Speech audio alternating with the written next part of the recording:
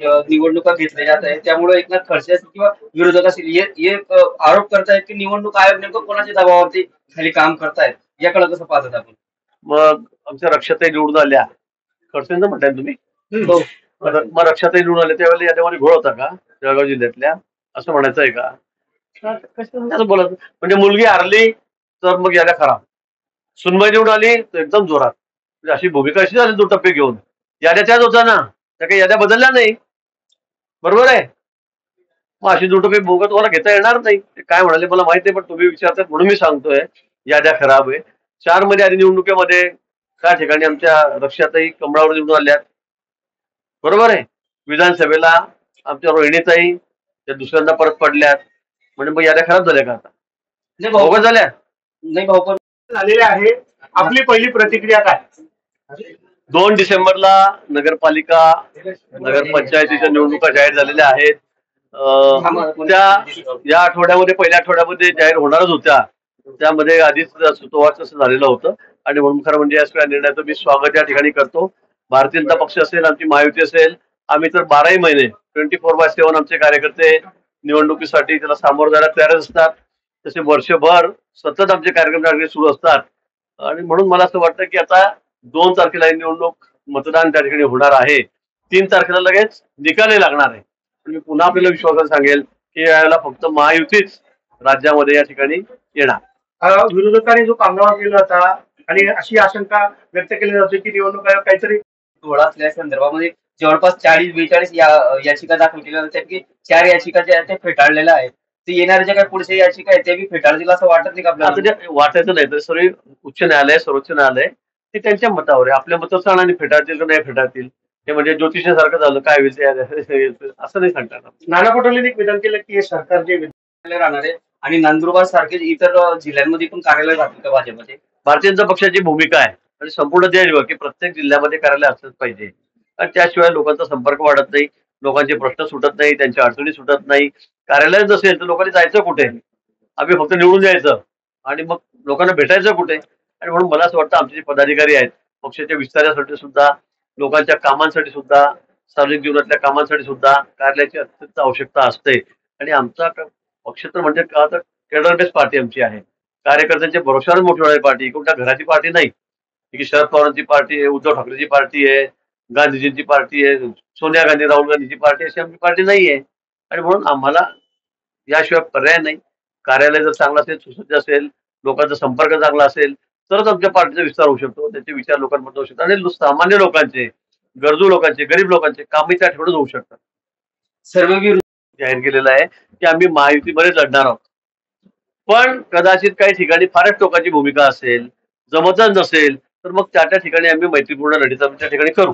पण शक्यतोवर मी म्हणतोय की आम्हाला महायुतीमध्ये लढायचं आहे.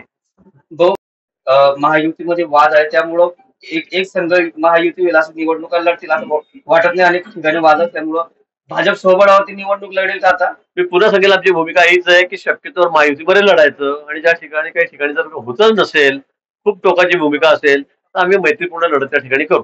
200वर भाजप किती जिंकल आणि महायुती किती जिंकल काय वाटतं, किती राव वाटतं तुम्हाला? आम्ही खूप 2/3 मतं, 2/3 पेक्षा जास्त विजय आमचा या ठिकाणी महायुतीचा होईल. 2/3 पेक्षा म्हणजे 228 मी तुम्हाला अगदी दाव्याने सांगेल की आम्ही 200 पर्यंत आम्ही या ठिकाणी ज्या आता नगरपालिका आहेत, नगर परिषद आहेत, यामध्ये त्या ठिकाणी जाऊ. अगदी म्हणजे विरोधी पक्ष सापडणार नाही अशी परिस्थिती त्यांची यावेळेला होईल. आज काय बघतात तुम्ही? आता काय आता सोयीने सगळेजण अर्थ लावत असतात. कोणी म्हणतं मराठ्यांच्या विरोधामध्ये, कोणी ओबीसीच्या विरोधात आहे, कोणी आता त्यांना निवडणूक आहे, काहीतरी नरेटिव्ह सेट करायचा बिचाराचा केविलवाणा प्रयत्न चाललेला आहे. पण आता आमचा कार्यकर्ता सगळ्यात तयारीला लागलेला आहे, अतिशय तयार आहे. लोक सुद्धा, जनता सुद्धा आमच्या पार्ट्याचा मत टाकायला तयार आहे.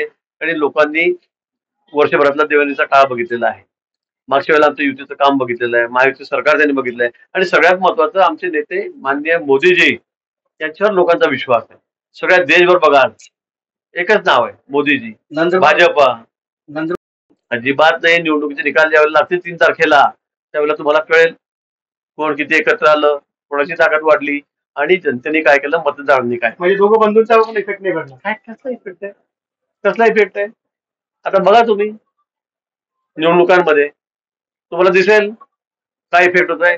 सरळ होतं का उलट होतं म्हणून अजून दोघी भाऊजी ते स्वार्थासाठी एकत्र आले असं देखील चर्चा होते. नाही, माझं असं म्हणायचं नाही, त्यांना शुभेच्छा आमच्या, त्यांनी एकत्र यावं, लढावं.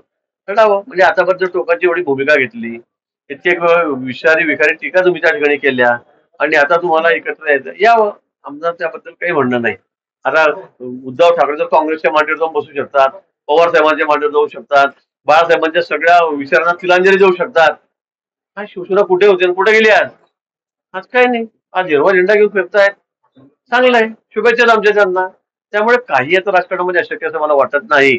पण मी पुन्हा सांगेल की लोकांचा विश्वास भाजपावर आहे, मोदीजींवर आहे, देवेंद्रजींवर आहे, महायुतीच्या आमच्या सगळ्या नेत्यांवर आहे आणि येणाऱ्या निवडणुकीमध्ये ज्यावेळेला परिणाम येतील, निकाल येईल, त्यावेळेला आपल्याला हे दिसेल. नंदुरबार नगरपालिकेमध्ये भाजपा स्वबळावर निवडणूक लढवणार काहीच उपयोग झाला नाही. कांगावा कसला, ते सगळं रडीचा डाव आहे. हा सगळा रडीचा डाव आहे. विशेष करून शिवसेना, उद्धवजी, आमचे राऊत साहेब, पवार साहेब, काँग्रेस, राहुल गांधींचे वरती सगळं नाटक लावलेलं आहे. तर म्हणजे काही करण्याची गरजच नव्हती, काहीच करण्याची गरज नव्हती. म्हणजे आपण जिंकलो तर सगळं बरोबर, आपण हारलो तर सगळं चुकीचं आहे. फक्त मतदान सुद्धा तुम्ही शिक्के मारून घ्या, मतदान पेट्या खराब आहेत, पण लोकसभेला का नाही बोलले. आणि म्हणून मला वाटतं ते सगळं संधी बघून सगळे त्याचे विचार बदलतायत, त्याचे निर्णय बदलतायत. त्यांनी पुन्हा एक नरेटिव्ह सेट करण्याचा प्रयत्न केला या माध्यमातून, पण तो आता यशस्वी होणार नाही. आणि आता पुन्हा आपण बघाल राज्यामध्ये महायुतीचं सत्ता, महायुतीचं सगळं सरकार या सगळ्या ठिकाणी जिल्हा परिषद असतील, पंचायत समिती, नगरपालिका, महापालिका या ठिकाणी येणार आहे. काय वाटतं, राज्यात अनेक ठिकाणी महायुतीमध्ये कुरघोडी आहे, थोडीफार कमी जास्त प्रमाणात नाराजी आहे. महायुती संदर्भात काही चित्र असेल का, काही वेगळी भूमिका? जे आमदार जे असतील किंवा नेते असतील ते पण तर याद्यांमध्ये घोळातल्याच्या कुठल्या याद्यामध्ये घोळ नाही. काही ठिकाणी 2 वेळा नाव नोंदवलं असेल, काही ठिकाणी स्पेलिंग मध्ये मिस्टेक असेल, वयामध्ये काही ठिकाणी फरक आहे, होतं ते. शेवटी ते सगळं आपल्याला ऑफिसवर जाऊन नोंदवायचं असतं. काही ठिकाणी प्रिंटिंग मिस्टेक होऊ शकते, पण एवढी मोठी मिस्टेक नाही की देशातलं चित्रच बदलेल. आम्ही फक्त या ठिकाणी निवडून येऊ असं शक्य आहे का? पण लोकसभेमध्ये आम्ही कशाला एवढे काठावर गेलो असतो, का मागे गेलो असतो? आम्ही तर 400 पार सांगितलं होतं, असं नाही. त्यावेळेला नरेटिव्ह त्यांनी काहीतरी फिक्स केला, त्याच्यामध्ये त्यांना यश आलं. सगळं हे 400 पार का पाहिजे, यांना संविधान बदलायचं आहे, आमच्या आदिवासी बांधवांना फसवलं, दलित बांधवांना फसवलं आणि त्यामुळे मी कमी पडलो. आम्ही मान्य केलं, आम्ही म्हटलं का याद्यामध्ये घोळ आहे म्हणून, का मशीन खराब झालेत म्हणून त्यांनी काहीतरी केलं म्हणून, असं काही नाही. उगाच असं रडत बसायचं नाही. आम्ही लोकसभेत हरल्यावर अतिशय जोमाने कामाला लागलो. विधानसभेमध्ये आम्ही विक्रमी, म्हणजे इतिहासात कधी नसेल एवढी मोठ्या माणसांनी निवडून आले. 149 पैकी 137 माणसांची निवड आली भाजपच्या ठिकाणी. आणि म्हणून तुम्ही रडत बसायचं का? आज मुंबई